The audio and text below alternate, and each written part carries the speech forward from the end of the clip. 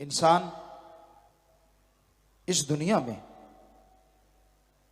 आवागमन से मोक्ष मुक्ति के लिए आया है।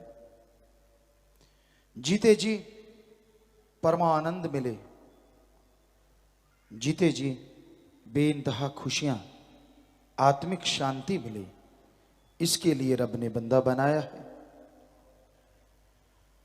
ये नहीं कि ये प्रयास नहीं करता। शायद ही दुनिया का कोई इंसान हो सिवाय उनके जो मंदबुद्धि हैं, सिवाय उनके जो दिमागी हालत सही नहीं है।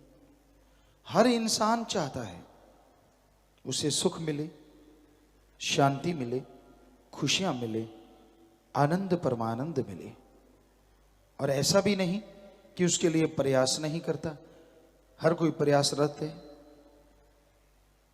लेकिन ये सब कुछ पाने के लिए तरीके गलत हैं। आज एक तरीका है ठगी, बेईमानी, भ्रष्टाचार। लोग सोचते हैं ऐसा दौलत कमाने से परमानंद मिलेगा, लज्जत मिलेगी, सुकून मिलेगा, पर होता उल्टा है। ठगी, बेईमानी, भ्रष्टाचार की दौलत कभी किसी को सुकून नहीं देती, आत्मिक शांति देती नहीं बल्कि छीन लेती है। इंसान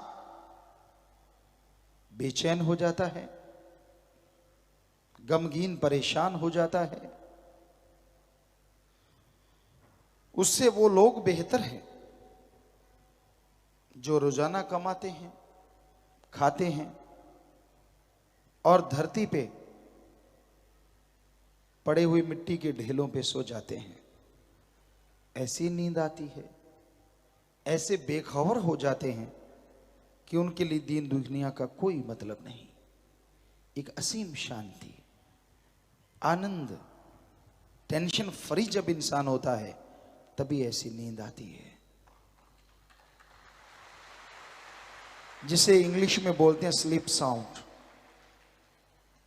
साउंड स्लीप कुछ भी बोलिए, बिल्कुल गहरी निंद्रा, चाहे वो 4 घंटे की हो, 3 घंटे की हो, वो अपने आप में शरीर की रिपेयर के लिए बहुत बड़ा काम करती है। तो आत्मिक शांति,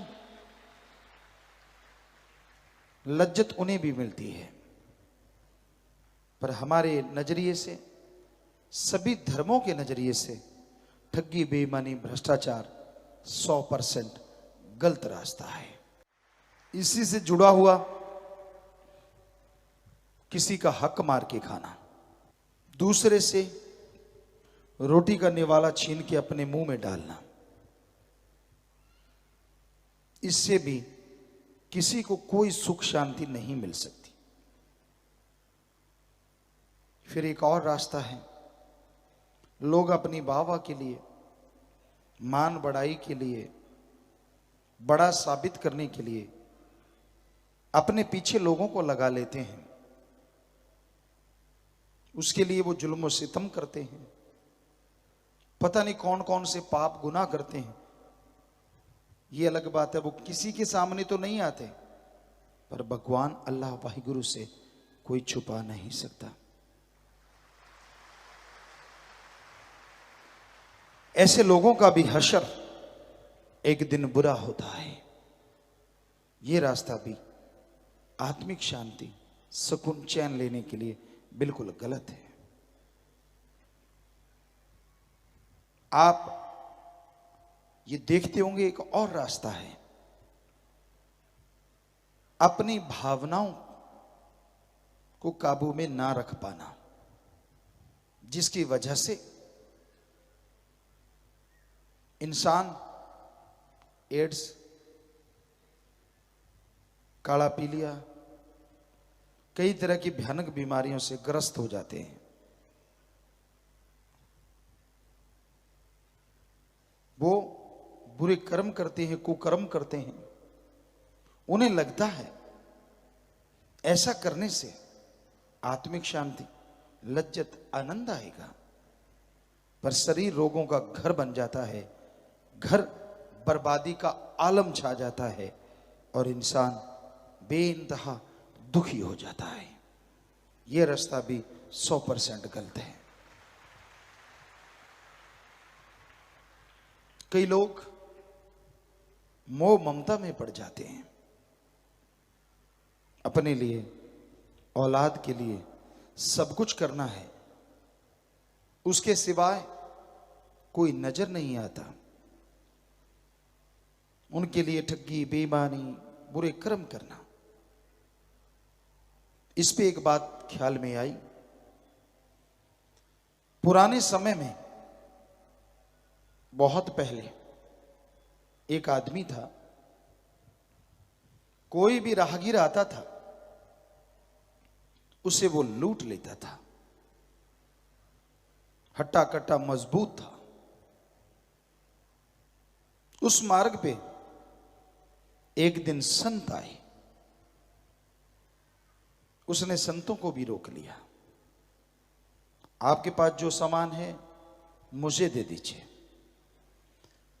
जंगल में घुमक्कड़ वो फकीर मुस्कुराए, कहने लगे, भाई हमारे पास तो ये पानी पीने वाला कमंडल सिप्पी है और कुछ भी नहीं है। कंदमूल हम खाते रहते हैं। कहने लगा, नहीं आप छुपाते हो। गुस्से में लठ निकाल लिया। कहता, रखते हो कि दूं लठ? आम आदमी और फकीर का यही अंतर होता है। उस संत को, उन फकीर को उस पे तरस आ गया। कहने लगे, अरे सुन, ये जो तू पाप करता है, हमसे जो छीन के ले जाएगा किसको देगा? कहने लगा, अपने बच्चों को, घरवाली को। तो जिनके लिए तू पाप कर्म करता है, क्या तेरी जगह पे वो बोझ उठाएंगे? कहने लगा, बेशक। अब उनके लिए मैं इतना कुछ बनाता हूं, मारता पीटता हूं लोगों को, पाप गुनाह छीना झपटी करता हूं, वो भी बोझ उठाएंगे, क्यों नहीं उठाएंगे? संत फिर मुस्कुराए। कहने लगे, भोले भाई, जो करता है वही मुख्यता भरता है। आप जैसे कर्म करोगे आपको भोगने पड़ेंगे। कहने लगा, हो ही नहीं सकता। संत कहते, जा फिर पूछा, थोड़ा चला, फिर वापस आ गया। कहने लगा, आप भागना चाहते हो, मुझे बेवकूफ समझते हो? कहने लगे, अरे मूर्ख, तेरे पास रस्सा है? कहता है, ये पेड़ है, हमें इसके साथ बांध दे। संत कहने लगे, फिर घर जा। कहने लगे, ठीक है। उस मूर्ख ने उसको बांध दिया, घर की तरफ दौड़ा। घर पहुंचा, पत्नी से पूछा, मैं जो कर्म करता हूं, कहीं से भी कुछ कमा के लाता हूं, चाहे ठगी, बेईमानी, मारता हूं, किसी को पीटता हूं, क्या उन कर्मों का बोझ आप उठाओगे? पत्नी हंस के कहने लगे, क्यों, हम क्यों उठाएं? तू घर का मुखिया, हमारा पेट भरना तेरा कर्तव्य। बुरे कर्म करेगा तो तू ही भोगेगा। उसने बच्चों को बिठा लिया, बड़े बड़े बच्चे थे।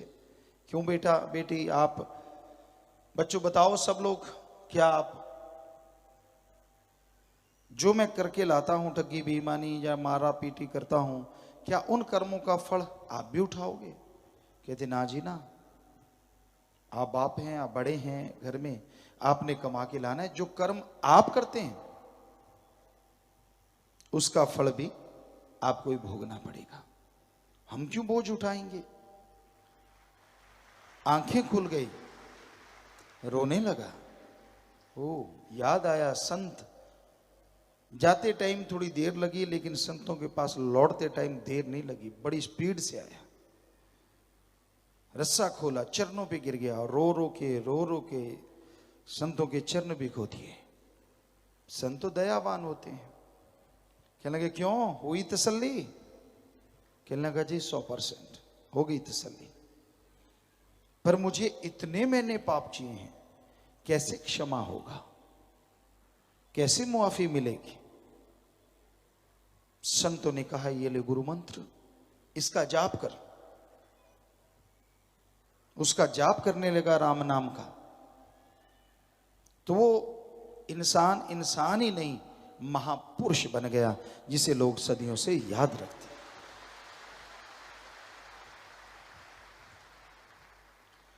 तो कहने का मतलब मोह ममता, ठगी बेईमानी, भ्रष्टाचार, काम क्रोध, विषय विकार, ये सारे रास्ते गलत हैं। फिर आदमी सोचता है आत्मिक शांति कैसे मिले? जैसे दो कुश्ती लड़ने वाले हैं,